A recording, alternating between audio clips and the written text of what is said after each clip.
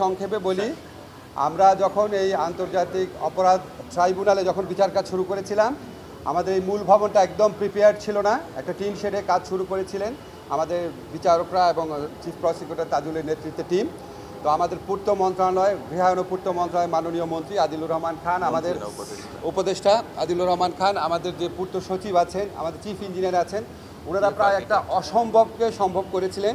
ওনারা প্রাথমিক এস্টিমেশন ছিল ওনাদের 3 মাসে কাজ শেষ করা, সেখানে ওনারা মাত্র কয়েক সপ্তাহে কাজ শেষ করেছেন 3 সপ্তাহে। আজকে আমরা যে দ্বিতীয় ভবন আছে, দ্বিতীয় যে ট্রাইব্যুনালটা আছে, দ্বিতীয় ট্রাইব্যুনালটা এই ভবনে পার্মানেন্টলি যেন উঠে আসতে পারে, এটা লক্ষ্যে নির্মাণ কাজ শুরু হয়েছিল, সেই কাজটা আছে কমপ্লিশন হয়েছে। সেকেন্ড ট্রাইব্যুনাল অলরেডি কাজ করছে টিন শেডে, এটা আগামীকাল থেকেই আর কয়েকদিনের মধ্যে মূল ভবনে চলে আসবে।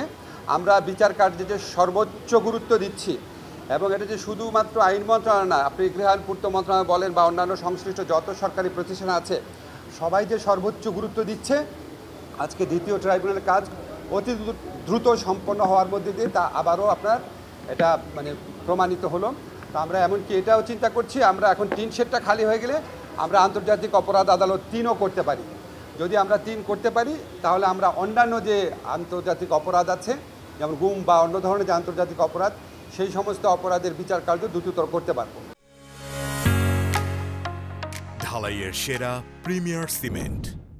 তা আমরা শুধু একটু বলে আমি শেষ করছি যে আমাদের টিম, আমাদের তদন্ত টিম আছে, আমাদের প্রসিকিউশন টিম আছে, আমাদের বিচারকরা আছে, ওনারা রাউন্ড দ্য ক্লক কাজ করছেন, প্রচণ্ড আপনার ডেডিকেশন পরিশ্রম নিয়ে কাজ করছেন, এবং এটা সম্পন্ন করার ক্ষেত্রে গৃহায়ন পূর্ত মন্ত্রণালয়ের মাননীয় উপদেষ্টা এবং অন্যান্য সিনিয়র কর্মকর্তা বৃন্দ, সচিব, ওনারা আমাদেরকে অকুণ্ঠ সহযোগিতা করছেন দেশের স্বার্থে, আমাদের গণতন্ত্র পুনরুদ্ধারের স্বার্থে, আমাদের যে ন্যায় বিচার আছে, আইনের শাসন আছে, মানবাধিকার আছে, এটাকে সুপ্রতিষ্ঠিত করার স্বার্থে।